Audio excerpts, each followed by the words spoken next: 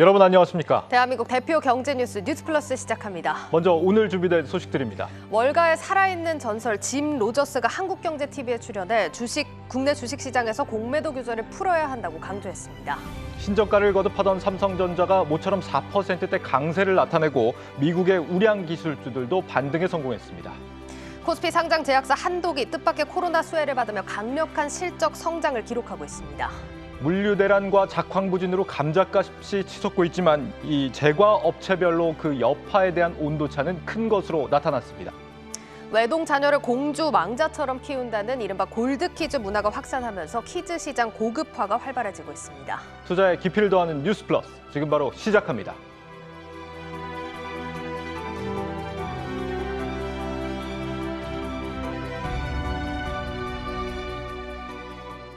증시 프리즘 박찬휘 기자 나와 있습니다.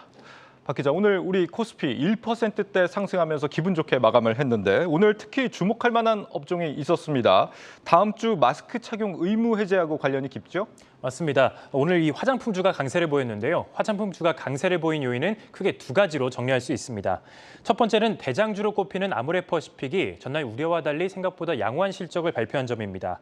아모레퍼시픽은 이 해외 사업의 부진으로 올해 1분기 실적이 악화됐지만 주가는 전날 9% 넘게 올랐고 오늘도 강세를 이어갔는데요. 매출과 영업이익은 각각 7% 그리고 10% 줄었습니다. IBK투자증권은 이 아모레퍼시픽은 실적이 좋지 않았지만 컨센서스 대비 양호했고 사회적 거리두기 완화에 발맞춰서 국내 사업 실적 개선이 예상돼 주가가 상승했다라고 설명을 했습니다. 그리고 두 번째는 마스크 착용 의무 해제입니다. 우리 정부가 다음 주 월요일부터 실외 마스크 착용 의무를 해제한다라고 밝혔는데요. 이에 따라 화장품 수요 회복 기대가 커지면서 코로나19 팬데믹 동안 침체했던 이 화장품 산업에 숨통이 틔었습니다. 그렇군요. 그런데 화장품주들 오늘 흐름이 좀 들쭉날쭉했다라고 하는데 왜 그랬던 겁니까? 맞습니다. 오늘 화장품 주가는 이 여야의 말 한마디에 요동치는 모습을 보였습니다. 정부가 실외 마스크 의무 조치를 해제한다는 방침을 발표하자 인수위가 곧바로 기자회견을 열고 정부의 결정에 반박했기 때문입니다. 개장부터 상한가를 기록했던 이 제이준 코스메틱은 이 인수위가 기자회견 자리에서 실외 마스크 해제는 시기상조다. 이 정부의 발표에 유감을 표한다라고 말을 하면서 상한가에서 내려오기도 했습니다. 다만 마스크 착용 의무가 지난 2020년 10월 이후 무려 566일 만에 해제되는 만큼 전체 화장품주 주가를 끌어올렸습니다. 제이준 코스메틱은 결국 상한가로 마감을 했고요. 한국 화장품, 리더스 코스메틱 등 다른 화장품주들도 나란히 상승했습니다. 화장품주의 귀한, 반가운 일인데 그동안 대체 얼마나 부진했던 겁니까? 네, 화장품 회사들은 이 코로나19 사태를 겪으면서 매출과 영업이 부진했습니다. 주가를 살펴봤던 이 제이준 코스메틱 그리고 리더스 코스메틱, 한국 화장품을 제가 정리해봤는데요. 이 세 곳 모두 주가가 3년 내리 감소했습니다. 그리고 영업이익 경우 같은 기간 개선되기는 했지만 마찬가지로 적자를 기록하는 모습이었습니다. 마스크 의무가 해제되면 화장품 업계 실적이 확실히 좀 개선되긴 하는 건지 모르겠습니다. 그동안에도 이 마스크를 썼어도 안 쓴 부분은 화장을 하긴 했었는데 말이죠. 맞습니다. 그래도 개선되는 모습을 보였는데요. 전문가들은 대체로 긍정적인 전망을 내놨습니다. 신한금융투자는 이 마스크 미착용 본격화로 화장품 수요 회복이 예상돼 화장품주가 대표 리오프닝 수혜주로 떠오를 수 있다라고 이야기를 했고요. 또한 KF투자증권은 지금보다 실적 회전의 여지가 더 커지지 않는다면 주가는 지금 구간에서 바닥을 형성할 가능성이 크다. 결국 시기의 문제일 뿐 화장품 업종은 리오프닝과 함께 회복될 것이다라고 설명을 했습니다. 다만 IBK투자증권은 현재 진행 중인 이 중국의 봉쇄 조치 여파가 화장품 기업들의 다음 분기 실적에 반영되기 때문에 2분기 실적 결과까지는 지켜볼 필요가 있다라고 설명을 했습니다. 실제 이번 달에 이 롯데백화점 색조 화장품 매출이 20% 늘었다라는 소식도 들리던데 실적 개선은 정말 기대할 만한 것 같습니다. 문제는 지금 이제 중국 봉쇄하고 인도네시아 팜유 수출 금지 조치거든요. 팜유는 화장품의 또 중요한 원료가 된다라고 하니까 여파를 좀 체크를 해봐야 될 것 같고. 이 마스크 의무가 해제되면은 수혜를 보는 게 화장품 말고 또 없습니까? 맞습니다. 오늘 마스크를 벗음으로써 직접적으로 수혜를 본 게 이 화장품 업종이었기 때문에 오늘 가장 주목을 받았던 건데요. 화장품 외에 다른 리오프닝주도 나란히 강세를 보였습니다. 기업을 대상으로 여행 중개업을 하는 SMCNC를 비롯해서 세종, 노량풍선 등 여행주가 나란히 강세를 보였고요. 제주항공, 진에어 등 저가 항공사를 중심으로 항공사들도 나란히 상승했습니다. 알겠습니다. 오늘 우리 증시가 오르긴 했지만 요즘 워낙 대외 변수들이 많다 보니까 방향성을 판단하기가 쉽지 않은 상황인데 마침 오늘 저희 한국경제TV에 이 월가의 전설 내방을 했죠. 맞습니다. 워렌 버핏 그리고 조지 소로스와 함께 세계 3대 투자자로 꼽히는 인물이 저희 한국경제TV를 방문했는데요. 이 로저스 홀딩스 회장이 저희 한국경제TV를 방문했습니다.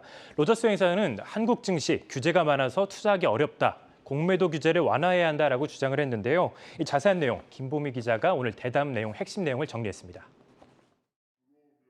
로저스 홀딩스의 짐 로저스 회장은 국내 주식시장에 대해 쉽지 않은 투자 시장이라고 평가했습니다. 규제와 통제가 너무도 많다는 이유에서입니다. 그러면서 국내 주식시장의 레벨업을 위해서는 공매도 규제를 다시 살펴야 한다고 말했습니다. Short selling can be good for markets, can help markets at times. So it's one of those regulations which should change. 주가 버블 해소, 가격의 합리적 조정과 같은 공매도의 순기능을 외면했을 경우 자칫 시장의 왜곡과 불균형을 초래할 수 있기 때문입니다.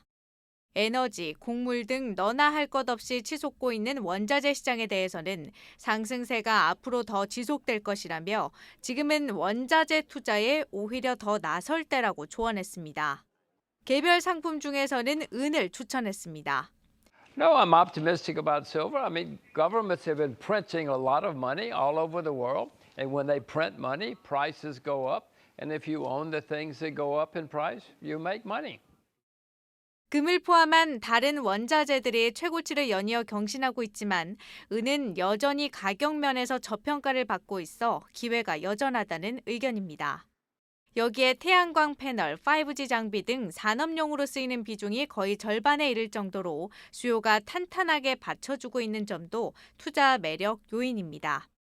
글로벌 하락장 대응을 위한 조언을 구하는 질문에는 본인이 잘 아는 것에 투자하라면서 다른 사람 말만 믿고 투자했을 때 자신은 모든 것을 잃었다고 말했습니다.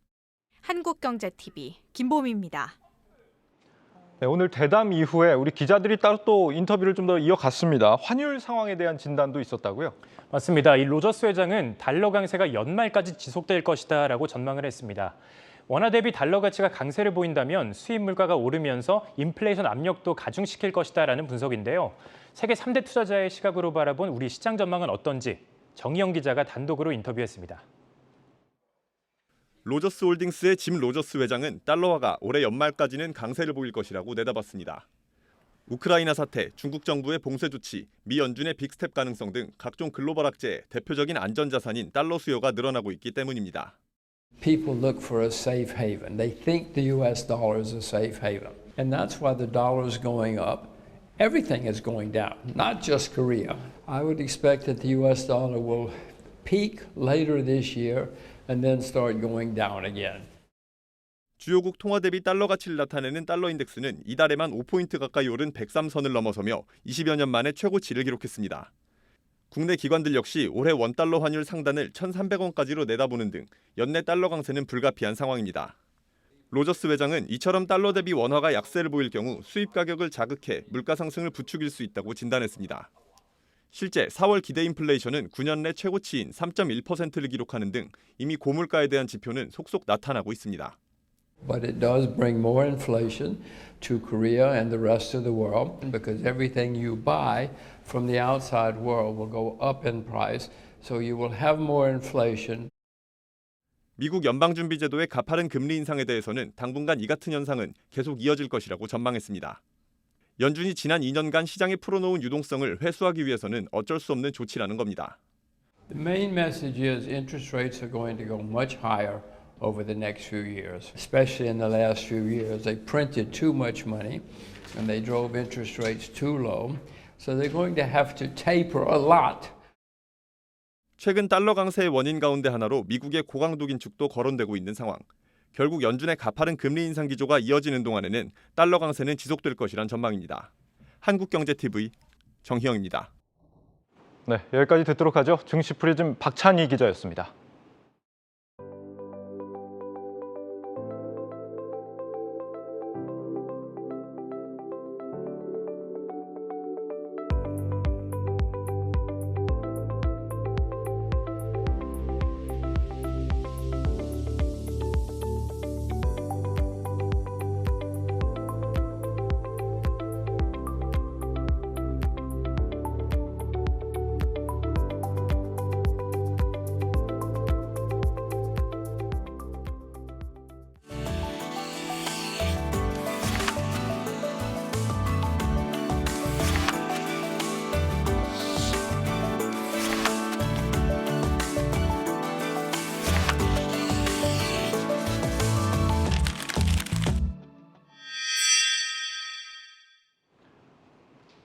네, 한미 증시 상황 분석 조금 더 이야기 이어나가 보도록 하겠습니다. 증권부 홍원표 기자, 글로벌 콘텐츠부 이지호 기자 나와 있습니다.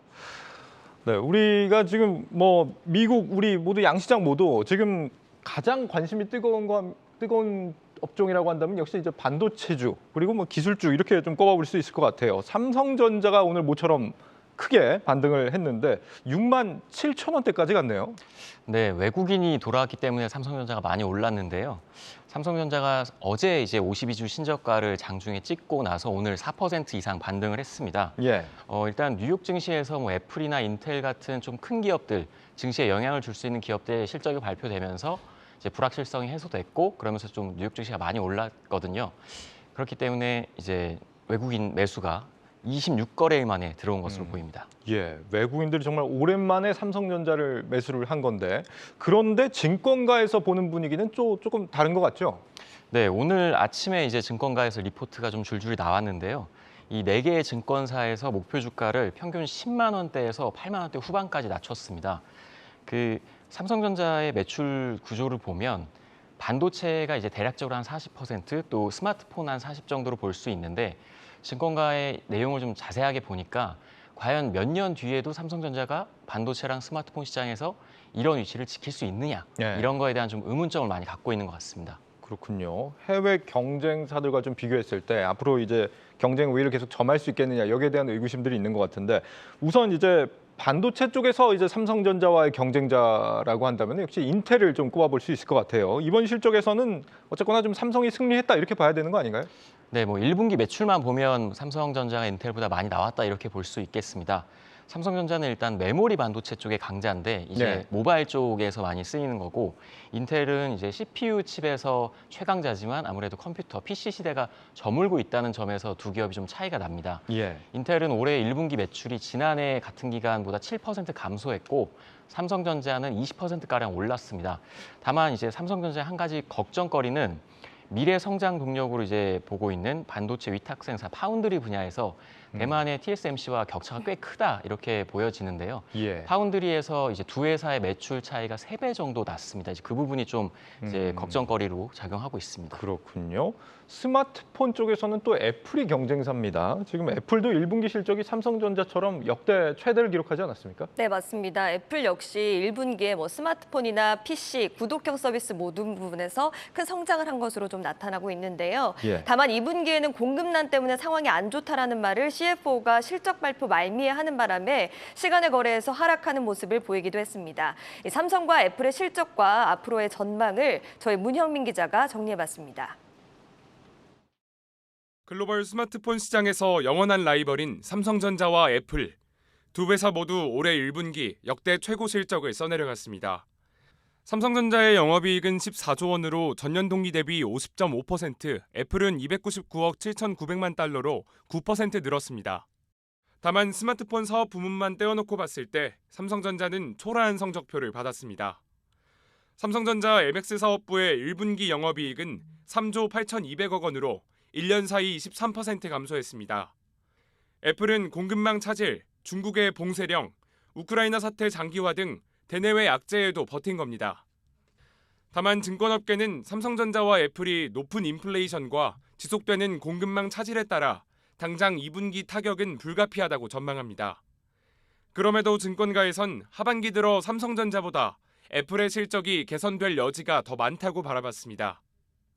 이번 애플의 신제품은 랜드 용량이 업그레이드 되지는 않겠지만 그래도 카메라를 상당히 차별화를 많이 합니다. 그 제품은 아마 리오프닝 시기에 해외여행 다니면서 많이 아이폰 14로 교체할 가능성이 크고요. 3분기 실적은 저희가 봤을 때는 매크로 불확실성은 있지만 그래도 1분기보다는 좀 더 개선되지 않을까. 이러한 이유로 두 회사의 주가 또한 사뭇 다른 행보를 보였습니다.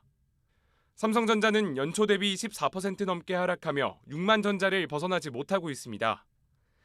반면 애플은 삼성전자 하락률의 절반 수준인 7.7% 내리는 데 그쳤습니다. 미국 기업은 퓨어 플레이어로서 계속해서 그로스에 대한 확신이 있잖아요. 근데 삼성 같은 경우에는 삼성 모바일 익스피리언스 스마트폰에 대한 확신이 별로 없잖아요, 사실은. 가전제품에 대한 확신도 없고 상당히 어떻게 보면 그 ROE가 탄력적으로 과연 좋아질 수 있는지는 의심이 있고. 스마트폰 사업 성장에 대한 확신이 두 회사의 실적과 주가를 갈랐습니다. 한국경제TV 문형민입니다. 네, 2분기에 지금 애플이 어렵다라고 하는데도 불구하고 증권가 전망은 애플 쪽에 손을 좀 더 들어주는 그런 모양새 같습니다. 삼성은 이제 하드웨어 쪽에 좀 더 초격차를 벌리는 쪽으로 지금 무게를 두고 가는 것 같고, 애플 같은 경우는 이제 플랫폼을 좀 더 강화하는 모양새 같아요. 뭐 약간 애플 TV라든지 이런 구독 서비스 이런 쪽을 좀 강화하는 것 같은데, 덕분에 이제 원자재 공급난이 오더라도 앞으로 이런 부분에서 좀 어느 정도는 좀 상쇄할 수 있는 여지를 가져가는 게 아닌가 싶기도 합니다.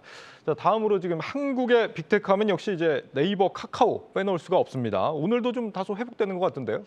네, 회복이 되긴 했지만 아주 소폭의 회복이고요. 네이버가 한 2% 그리고 카카오가 0.67% 상승을 했는데 이 두 회사 모두 거의 52주 신저가에 근접한 상황이었습니다. 예. 그 고점 대비 반토막이 난 상황인데 이제 미국의 긴축, 금리 인상 이야기를 할 수밖에 없습니다. 이 두 종목은 이제 성장주로 분류가 되는데요. 금리 인상이 되면 이 성장주의 가치 평가에 좀 부담을 주는 걸로 알려져 있습니다. 이제 시중의 유동성이 줄어들면 아무래도 성장 기대감이 큰 종목들은 이제 밸류에이션이라고 하죠. 실적 대비 이제 기업 가치가 좀 하락을 합니다. 그래서 금리 상승으로 할인율이 오르면서 이제 미래 가치 대비 현재 가치의 할인율도 이제 커지는 겁니다. 그래서 대표적인 성장주인 이 두 종목 네이버, 카카오 그리고 게임주의 하락도 좀 같은 영향으로 보시면 될 것 같습니다. 예. 네, 그렇습니다. 말씀하신 것처럼 성장주 성격의 기술주는 대부분 금리 인상에 좀 취약하다 이렇게 볼 수가 있겠는데요. 금리가 오를 때는 기업이 현재 실적보다는 미래 가치를 보고 투자하라는 심리가 약해질 수밖에 없기 때문입니다. 이미 금리 인상 이슈로 인해서 빅테크 기업들의 주가가 선제적인 조정을 받은 상황에서 일단 기존의 이익 전망치에 대해서 훼손이 없어야 되는데요. 최근에 발표된 실적이 예상을 밑돌거나 조금 부진한 상황, 또 향후 실적 전망을 보수적으로 주장하기 시작한 기업들에 한해서 주가의 흐름이 갈린 것으로 보이고 있습니다. 예, 금리도 금리지만 실적 전망이 중요하다라는 얘기인데, 네이버, 카카오 실적 측면에서는 어떻게 좀 분석이 되고 있어요? 네, 네이버, 카카오 모두 1분기 실적이 이제 예상치보다는 적게 나왔습니다. 특히 영업이익 쪽에서 많이 빠졌는데요. 이게 예. 시장의 기대치를 많이 밑돌았습니다. 네이버는 최수연 대표 취임 이후에 좀 반전을 노리고 있지만 아직 결과물이 나올 시간은 되지 않았고요. 카카오도 좀 새로운 사업 영역을 계속 확장하고 있지만 또 정부가 이 플랫폼 기업에 대한 규제를 좀 강화하고 있습니다. 그래서 카카오뱅크나 카카오페이 또 카카오 게임즈 같은 이런 계열 상장사들 대부분이 주가가 좀 부진한 모습입니다. 이 또 IT 업계 이제 인력난에 좀 시달리기 때문에 사람을 많이 모집하려고 해서 좀 인건비가 많이 상승하는 그런 상황인데 이 부분이 좀 영업이익에 많이 이제 하락에 영향을 미쳤다고 볼 수 있겠고요. 이제 또 코로나19 팬데믹에서 엔데믹으로 가고 있는데 모바일이나 온라인 중심의 이제 네이버, 카카오가 과연 엔데믹 이후에도 이러한 실적을 유지할 수 있을지 좀 관건으로 꼽히고 있습니다. 그렇군요. 지금 긴축 우려 때문에 기술주들이 전반적으로 좀 분위기가 좋지 않은 상황에서 실적에 따라 이제 좀 주가가 갈린다라는 거는 한국이나 미국이나 다 좀 마찬가지 상황 아닌가요? 네, 맞습니다. 사실 당장 이번에 페이스북의 모회사 메타의 주가가 전일 대비해서 17% 넘게 급등하는 모습을 보여줬는데요. 예. 바로 말씀하셨던 것처럼 전날 발표했던 어닝 서프라이즈 덕분이었습니다. 사실 메타의 사업적 환경은 좋은 상황이라고 볼 수는 없습니다. 왜냐하면 다들 아시겠지만 애플이 개인 보호 정책을 강화하면서 주력인 광고 사업이 흔들리고 있기 때문이죠. 하지만 실적에서 가장 중요하게 평가되는 일일 활성화 이용자 수, DAU가 개선된 것으로 그게 호재가 된 것으로 좀 풀이가 되고 있고요. 플랫폼 기업의 경쟁력은 결국 얼마나 많은 이용자를 가지고 있느냐에 따라서 결정이 되는데 사업 기반이 아직 견고하다는 것을 이번 실적 발표에서 증명했다 이렇게 볼 수가 있겠습니다. 앞서 이 기자가 얘기했던 것처럼 애플이 2분기 실적 관련된 얘기를 하니까 시간의 거래에서 주가가 하락한 것도 좀 비슷한 맥락 아닌가 싶어요. 네, 맞습니다. 사실 1분기 실적 발표 직후에는 주가가 4.5% 상승하면서 좀 날아가는 모습을 보이다가 네. 이게 2분기 얘기가 나오자마자 고꾸라지는 모습을 보였거든요. 아마존도 상황이 비슷했습니다. 주당 순이익이 EPS 그러니까 이게 마이너스 7.56달러였는데요. 시장에서는 8.38달러가 될 것으로 내다본 것과는 비교하면 쇼크 수준이다 이렇게 볼 수가 있겠고요. 때문에 시간의 거래에서 아마존 역시 크게 하락하는 모습을 보였습니다. 네, 같은 기술주더라도 이제 현재의 실적 그리고 앞으로의 전망 이런 부분까지 좀 세심하게 살펴야 되는 상황으로 보입니다. 빅테크들이 지금 두려워하는 금리 인상, 이제 정말 한 주도 안 남았습니다. 진짜 빅스텝 가는 겁니까? 일단 시장이 예상하는 것처럼 자이언트 스텝이죠. 그러니까 0.75% 이상을 올리는 그런 정도에까지는 가지 않을 것으로 좀 보이고요. 네. 빅스텝 정도로 좀 전망이 됩니다. 연준이 가장 고민해야 하는 것이 바로 미국의 어떤 경제 성장률보다 거침없이 오르는 물가를 빠르게 안정시켜야 되는 건데요. 또 이런 인플레이션을 통제하는 과정에서 경제를 훼손시키지 않아야 하기 때문에 이 자이언트 스텝보다는 빅스텝 정도로 갈 것이다. 이렇게 예상이 나오고 있습니다. 지금 경제 성장률이 마이너스가 나왔잖아요. 네. 이러면 이제 금리 올리는 거 상당히 좀 부담스러운 상황 아닌가요? 네, 맞습니다. 일단 1분기 GDP 성장률을 보면 인플레이션 압력이나 무역 적자 압박으로 인해서 마이너스 1.4% 역성장을 보였다는 분석이 나오는데요. 예. 하지만 바이든 행정부 쪽에서는 기술적 요인이다. 경기 침체에 대한 우려는 없다는 기조로 시장의 여파는 크지 않았던 것으로 보입니다. 실제로 미국 경제 회복의 가늠자 역할을 하는 고용 지표 역시도 좀 양호하게 나와주면서 증시를 끌어올렸는데요. 매주 목요일 오전에 공개되는 미국의 실업수당 청구 건수가 지난주 처음으로 실업수당을 신청한 사람의 수를 집계한 건데 이 전주보다 5천 건 감소한 18만 건으로 집계가 됐습니다. 네, 역성장 지표에 대해서는 그렇게 우려할 만한 수준이 아니라고 보는 모양이네요. 이 다음 주에 FOMC가 이제 빅스텝을 시작하게 되면은 미국 증시에는 어떤 영향을 미칠 것이다, 증시가 어떤 흐름을 보일 것이다, 좀 전망이 되는 게 있습니까? 일단 연말까지는 이런 인상 기조가 계속될 것으로 보이는 만큼 이런 매파적인 기소 탓에 미 증시에 대해서 월가의 전망은 사실 좋지 않은 상황입니다. 예. 아트 호건 내셔널증권 시장전략가는 연준 긴축, 인플레이션 지속, 우크라이나 전쟁, 중국의 제로 코로나 정책 등이 이달 증시에 풍으로 작용하고 있다 이렇게 말하기도 했고요. 제이슨 트레이너스 스트레테가스 CEO는 연준은 현재 정책 유연성이 없으며 페드 풋은 한동안 없을 것이라고 말하기도 했고요. 사토리 펀드의 댄 다닐스는 S&P가 최고점에서 20% 떨어지는 것을 보게 될 것이다 이렇게 예상하기도 했습니다. 끝으로 JP 모건의 글로벌 시장 전략가 마라 판다트는 최근에 오르내리는 시장 흐름을 두고 악재 속에서 한 발 앞으로 갔다가 두 발 뒤로 가는 형국이라고 비태기도 했는데요. 제가 이렇게 많은 사람들의 얘기를 좀 들려드렸지만 종합해 보자면 뉴욕 증시 전문가들은 악재가 해소되지 않았기 때문에 당분간 시장이 불안할 것으로 전망하고 있는 만큼 예. 투자에도 좀 유의를 하셔야 될 것 같습니다. 많은 사람들 이름들이 좀 많이 틀렸습니다. 네, 죄송합니다. 네, 그렇다면 이제 국내 증시 같은 경우는 FOMC 영향 어떻게 받을 걸로 전망이 됩니까? 네, 일단 뭐 국내 전문가들은 FOMC까지는 좀 기다려야 한다 이런 의견들을 많이 주고 있는데요. 예. 기업 이제 실적 발표가 마무리가 됐고 이제 FOMC가 있고 그다음에 중국의 코로나19로 인한 봉쇄, 우크라이나 사태 정도가 이제 남은 불확실성으로 보고 있는데 시점이 딱 정해져 있는 거는 FOMC이기 때문에 이 불확실성이 5월 초까지 이어지다가 공식적으로 좀 발표가 나면 그때부터는 조금 더 반등할 수 있다 이렇게 좀 평가를 하고 있습니다. 예. 다만 이제 FOMC가 빅스텝으로 나오게 되면 아무래도 시장에서 돈이 좀 이제 걷어들이는 거기 때문에 국내 증시에 당연히 뭐 이제 긍정적인 않다 이렇게 보고 있는데 계속 2,600에서 한 2,700선을 횡보하는 흐름이 좀 2분기까지는 이어질 수 있다 이렇게 보고 있는 분석도 있고요. 또 통화 긴축으로 미국의 경기 둔화가 좀 일어날 수 있다 이렇게 보는 시각도 있었습니다. 국내 증시에 이제 외국인이 좀 들어와줘야 되는데 환율이 지금 계속 1,200원 중후반대에서 왔다 갔다 하기 때문에 예. 대형주 중심의 매도는 이어질 수 있다 좀 이렇게 평가를 하고 있습니다. 알겠습니다. 마지막으로 제목과 해시태그 한번 정리해 볼까요? 네, 제목은 같은 듯 다른 한미 대표주 그리고 해시태그는 눈물의 개미 제발 올라라 이렇게 뽑았습니다. 네, 지금까지 홍원표 이지우 기자였습니다.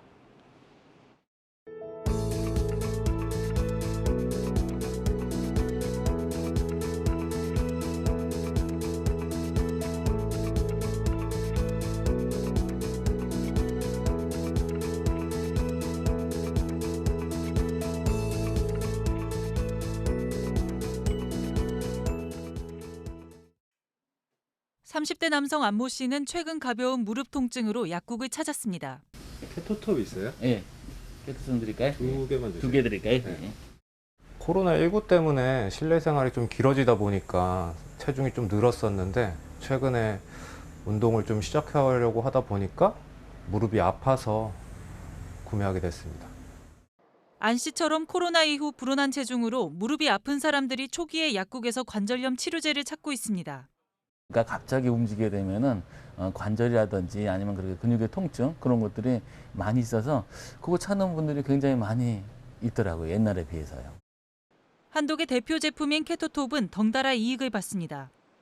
지난 1994년 출시된 케토톱은 국내 최초 붙이는 관절염 치료제라는 타이틀에 무색, 무취 원료라는 특징으로 인기를 끌고 있습니다. 한국경제TV 취재에 따르면 관절염 치료제 케토톱의 누적 매출은 5월 중 3천억을 달성할 것으로 전망됩니다. 한독은 케토톱의 올해 2분기 매출 역시 지난해 동기 대비 약 10% 이상 성장할 것으로 예상했습니다. 네, 누적 매출 3천억 원을 코앞에 뒀다는 관절염 치료제, IT바이오부 김수진 기자와 자세하게 좀 살펴보겠습니다. 김 기자, 앞서서 인터뷰해 주셨던 시민분이 30대더라고요. 우리가 예전에 이제 관절염 하면은 노인성 질환으로 좀 생각하는 경향이 있었는데 이렇게 연령층도 낮아지는 것 같고 매출 들어보니까 수요도 급증을 하고 있는 것 같습니다. 이유를 어디서 찾아야 될까요? 네, 퇴행성 관절염의 가장 큰 원인이 비만과 노화라고 할 수 있습니다. 네, 최근 비만 환자가 크게 늘었다는 보고가 나왔는데요. 네. 건강보험심사평가원에 따르면 2021년 기준 국내 비만 환자는 3만 170명입니다. 2017년 4,966명에 비해 2배 이상 늘어났죠. 사회적 거리두기로 인스턴트, 배달음식 섭취가 늘어났고 운동 부족이 심해졌다는 게 이제 심평원의 분석 이유입니다. 코로나 비만 외에도 고령 인구 역시 늘어나고 있습니다. 네. 이제 국내 노인 인구 그러니까 65세 이상이죠. 비율은 2017년 기준 13.8%에서 지난해 18.5%를 기록했습니다. 그러니까 고령화가 가속화되면서 기존의 노화로 인한 수요도 당연히 늘어났고 여기에 코로나 비만 환자가 늘어나면서 좀 영향을 줬다 이런 얘기네요.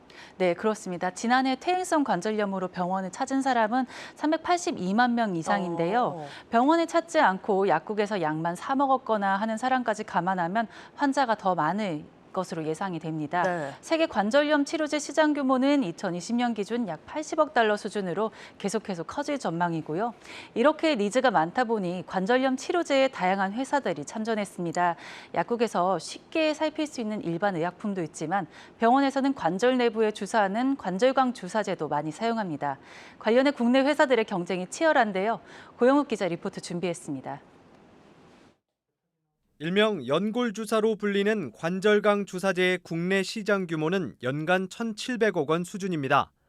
성분으로 분류하면 이 중 히알루론산 계열이 1,300억 원, 폴리클레오티디엄 계열이 400억 원 가량입니다. 두 성분 모두 관절염 통증을 완화해주지만 약효나 가격 면에서는 차이가 있습니다. LG화학 시노비안으로 대표되는 히알루론산 관절강 주사제는 전문 의약품입니다. 도입된 지 20년이 지난 만큼 안전성은 검증됐습니다. 경제적인 약과 수천 명 환자의 장기 안전성 데이터 확보를 강점으로 의료진과 환자들로부터 큰 호응을 얻고 있습니다. LG화학은 기존에 없던 관절염 치료 옵션을 지속 제시하기 위해 연골세포 감소를 막는 관절염 신약 개발에 속도를 낼 방침입니다. 하지만 복제약이 70여 종에 이릅니다. 레드오션이란 얘기입니다. 최근 관절강 주사제 시장에 진출한 기업들이 새로운 유형인 폴리클레오티디엄 성분을 잇따라 채택한 것도 이런 이유에서입니다. 관절염 증상 개선 효과도 히알루론산 계열 주사제보다 빨리 나타납니다. 콘주란 주사제 출시로 이 시장에 문을 연 파마리서치는 관련 매출이 첫 해인 2019년 70억 원에서 지난해 300억 원대를 기록한 것으로 추정됩니다. GC 녹십자 웰빙과 대원제약, 삼일제약 등이 그 뒤를 따라 같은 계열의 주사제를 출시했습니다. 다만 히알루론산 주사제보다 환자가 부담하는 비용이 최대 10배 이상 비싸고 부작용 등을 알아보는 시판 후 조사 기간도 아직 지나지 않았습니다. 제약 바이오업계에서는 두 주사제가 서로 경쟁하면서 관절염 환자에게 새로운 치료 옵션이 생겼다며 동시에 맞을 수 없는 만큼 전체 시장 규모가 커지는 결과로 이어졌다고 설명했습니다. 한국경제TV 고영욱입니다. 네, 그러니까 이 관절염 치료제 크게 나누면 직접 주사를 하는 주사제와 또 붙이는 치료제로 나눠볼 수가 있을 텐데 이 두 제품 차이가 뭘까요? 네, 우선 전문가 인터뷰를 한번 들어보시겠습니다. 네. 소염 진통제 성분입니다. 환부에 붙이면은 진통 효과를 나타나게 되는 그런 제품이고요. 연골주사라 그러죠. 무릎에 맞는 주사는 관절약 성분이기 때문에 차로 따지면 엔진 오일을 좀 보충해 넣는다라고 생각하시면 될 것 같아요. 네, 또 파스 형체 치료제는 약국에서 살 수 있는 일반 의약품이라 초기에 주로 사용하고요. 관절광 주사제는 병원에 가야지 병원에 가서 맞아야 하는 전문 의약품이라 초기와 중기에 주로 쓰는 편이라고 합니다. 알겠습니다. 자, 이렇게 노화에 더해서 코로나 비만 수요까지 가세를 하면서 점점 커져가는 관절염 시장에 대한 진단 또 해봤습니다. 오늘 유튜브 제목과 해시태그 어떻게 정리를 할까요? 네, 제목은 코로나 비만에 쑤시는 무릎이라고 네. 하겠고요. 해시태그는 관절염 치료제 시장 활활, 주사냐, 파스냐 이렇게 하겠습니다. 네, 알겠습니다. IT 바이오부 김수진 기자였습니다.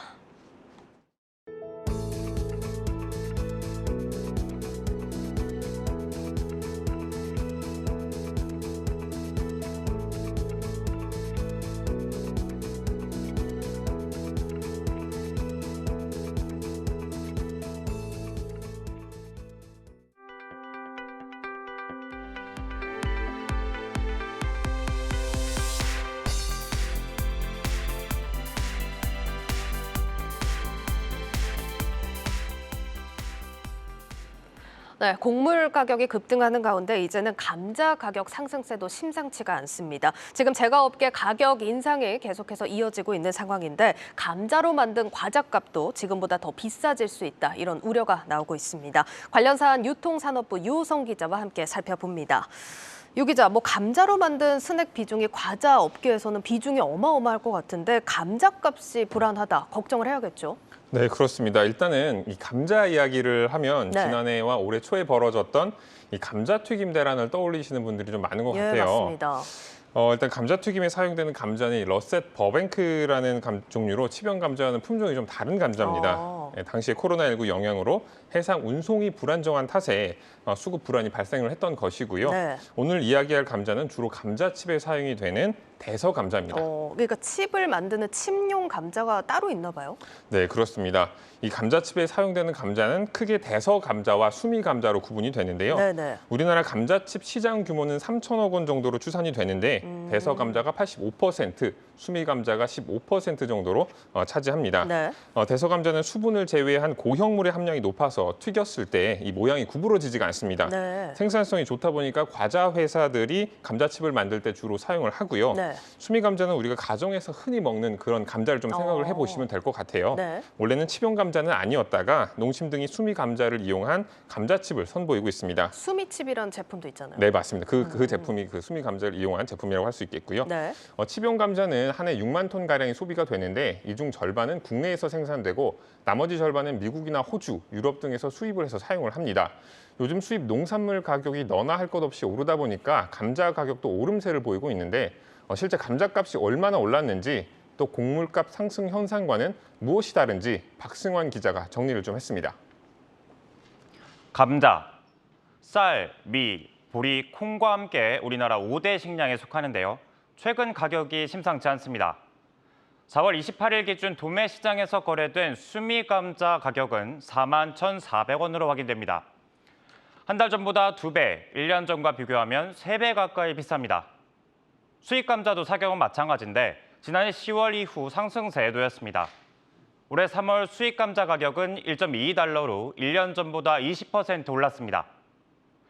감자값이 급등한 원인은 국내산과 외국산 각각의 사정이 있는데 먼저 국산은 계절적 영향이 큽니다.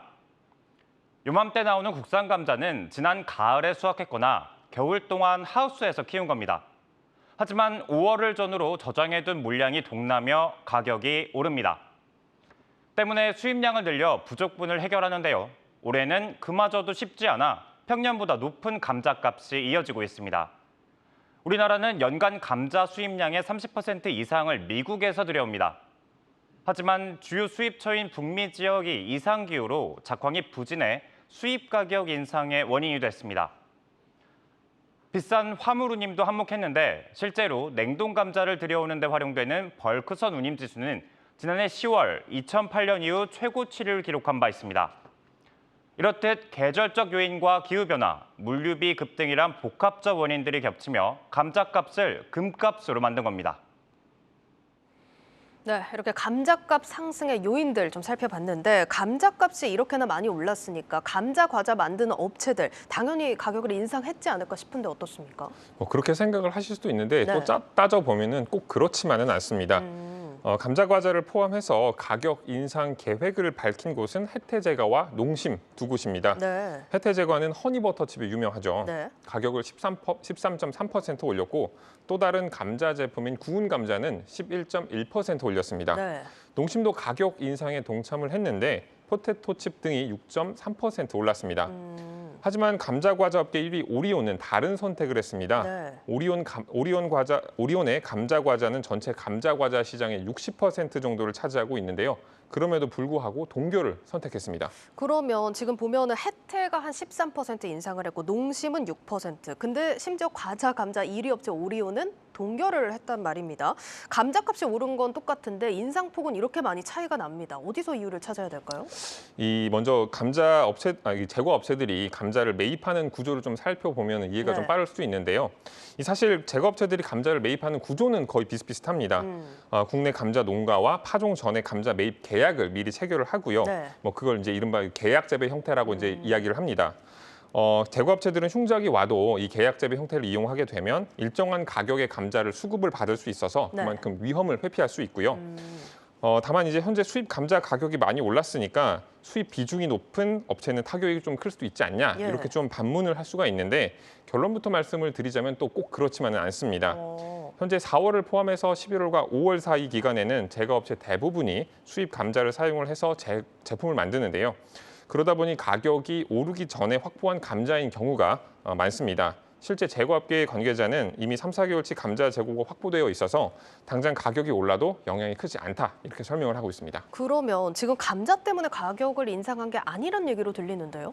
그렇습니다. 일례로 오리온은 감자값이 오른 것과 관계없이 네. 가격을 또 동결을 했는데요. 예. 이 회사는 감자값을 반영하는 대신 마케팅과 판촉 비용을 줄이는 걸 선택했습니다. 농심은 주력이 또 라면이죠. 예. 전체 매출에서 스낵 매출이 차지하는 비중이 13% 정도고요. 여기에 감자 스낵이 차지하는 비중을 따져보면 더 적어지게 됩니다. 지난해 라면 값을 또 한 차례 올렸기 때문에 네. 물가 상승 압박에 어느 정도 방어가 가능했던 것이고 또 때문에 스낵 가격은 소폭 인상에 그친 것이라고 볼 수가 있겠습니다. 그러면 이제 혜태제과가 13%, 왜 이렇게 크게 인상을 했냐 의문이 드는 시점인데 이유가 뭡니까 그럼?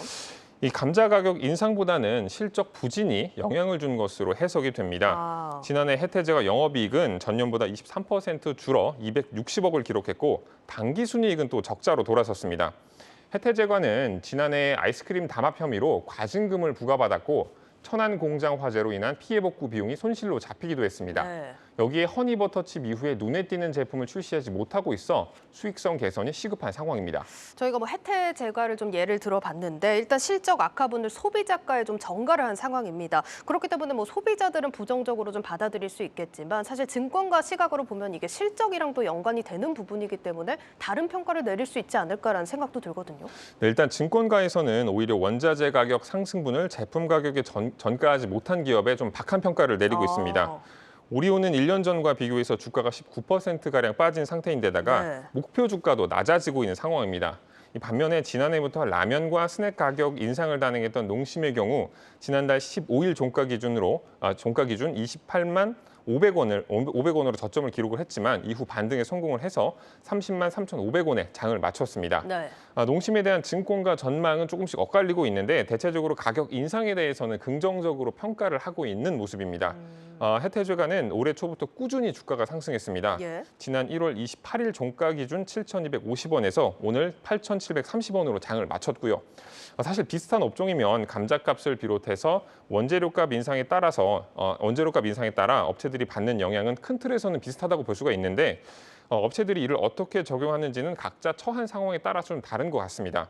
가격 인상이 소비자 입장에서는 조금 아쉽겠지만 투자자 입장에서는 다르게 해석될 수 있다는 것을 생각해 보시면 또 좋은 투자 전략이 될 수 있을 것 같습니다. 예, 이렇게 제과업체 가격 인상 어떤 배경으로 좀 이루어졌는지 한번 살펴봤습니다. 오늘 유튜브 제목과 해시태그 어떻게 정리를 할까요?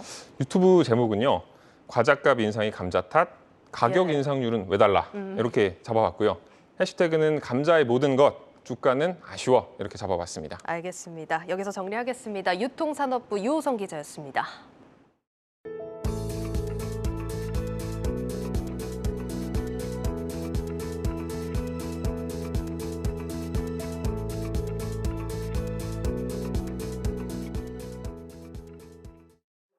만 1살이 지난 아이를 키우고 있는 성수인 씨.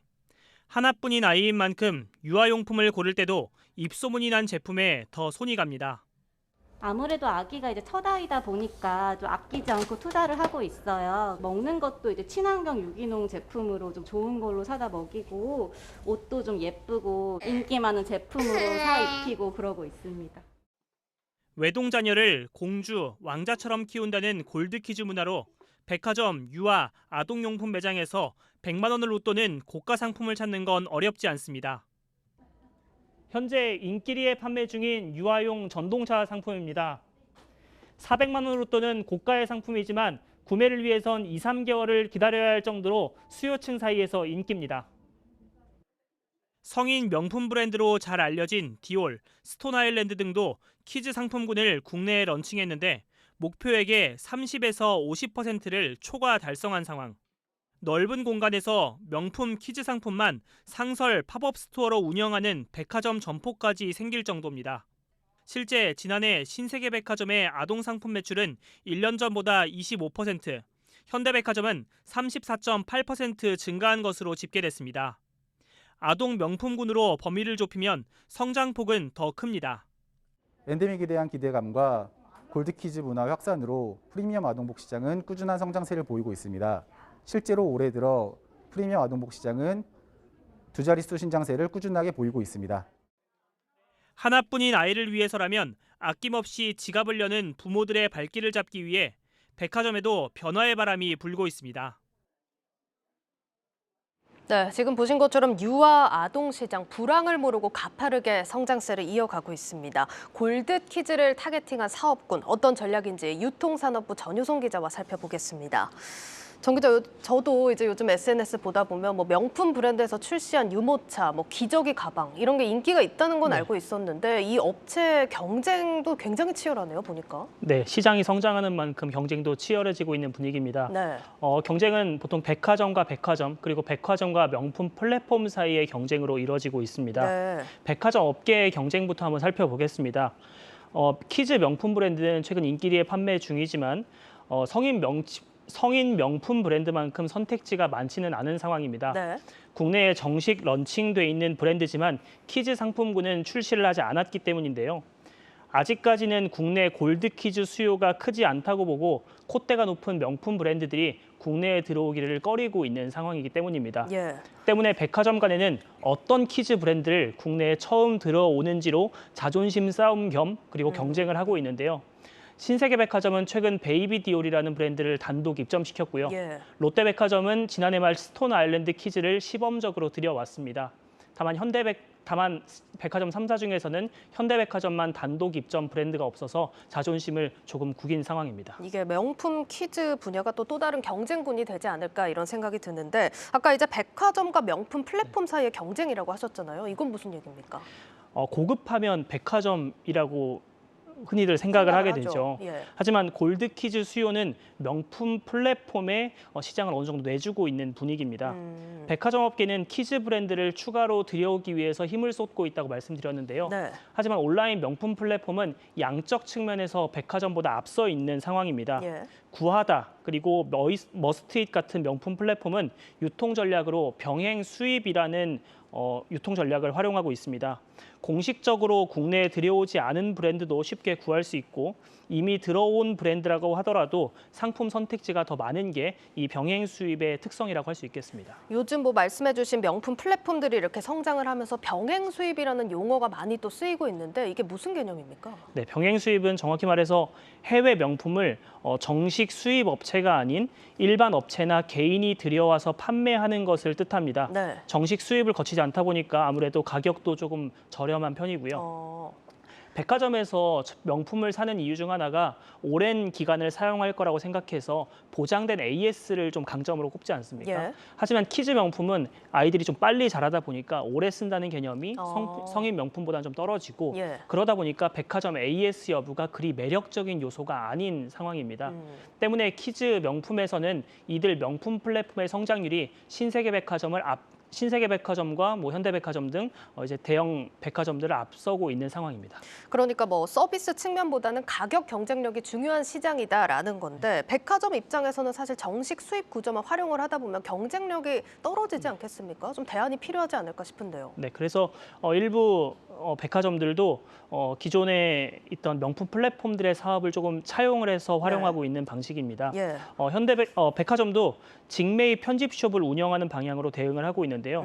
국내에 정식 출시하지 않은 키즈 상품을 백화점이 해외에서 직접 공수한 뒤 편집숍을 꾸려서 판매하는 방식이죠. 그러면은 이게 뭐 직매입 편집숍을 운영하는 게 병행 수입하는 플랫폼들만큼 가격 경쟁력이 생기는 겁니까? 네, 아무래도 가격 경쟁력도 생기고 명품 플랫폼은 기존에 오픈마켓 형태로 이루어지기 때문에 네. 계속 신뢰도에 대한 문제들이 도마 위에 올랐습니다. 가품 맞습니다. 논란도 종종 있었고요. 무신사에서도 비슷한 논란이 있었잖아요. 네, 그렇죠. 근데 이제 아무래도 백화점이 직매입을 해서 고객들에게 판매하는 거는 아무래도 그 판매 채널에 대한 신뢰도가 있기 때문에 이런 고객 신뢰도 차원에서는 훨씬 더 명품 플랫폼보다는 강점에 있다고 보시면 될 것 같습니다. 예.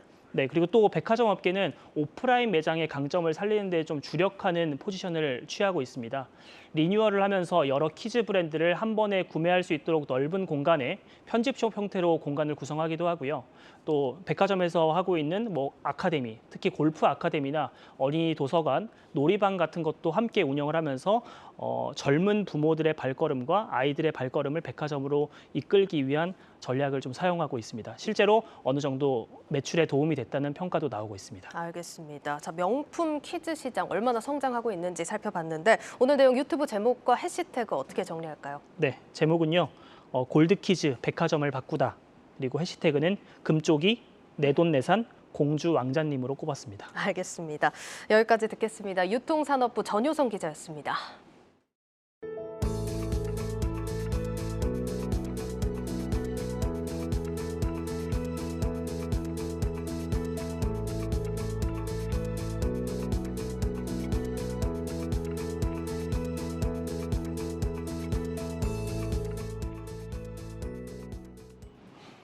새 정부와 경제계가 ESG 실천을 위한 민관 합동 컨트롤 타워를 만들기로 했습니다.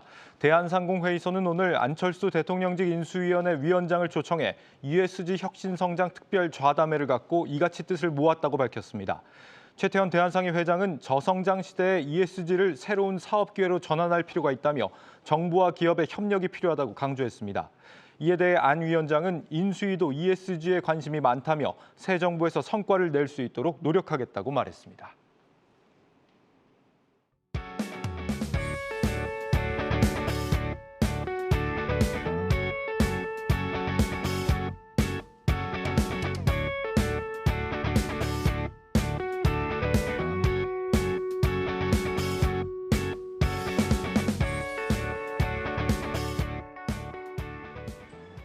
네, 내일자 한국경제신문 미리 보기 시작하겠습니다. 거리에서 흔하게 볼 수 있던 1,000원짜리 아메리카노가 자취를 감추기 시작하면서 커피플레이션이라는 신조어까지 등장했다고 합니다. 미국 뉴욕 상품거래소에 따르면 이 국제 원두 가격 기준인 커피 C 선물은 파운드당 217.95센트로 1년 전보다 51% 올랐습니다. 이런 흐름을 타고 국내 프랜차이즈 카페들이 앞다퉈 커피값을 인상하고 있는데 백종원 커피로 유명한 백다방은 음료 22종의 가격을 200에서 500원 올렸고 편의점 CU도 자체 커피 브랜드의 가격을 1,000원에서 1,300원으로 인상했다고 합니다. 이 지정학적 리스크와 작황 부진이 이어진다면 하반기에는 인플레이션 폭풍이 더 거세질 거라는 경고가 나온다는 소식입니다. 새 정부가 재건축 용적률 규제를 푸는 1기 신도시 특별법의 적용 대상을 1기 신도시가 속한 시 전역으로 확대하는 방안을 검토 중이라고 합니다.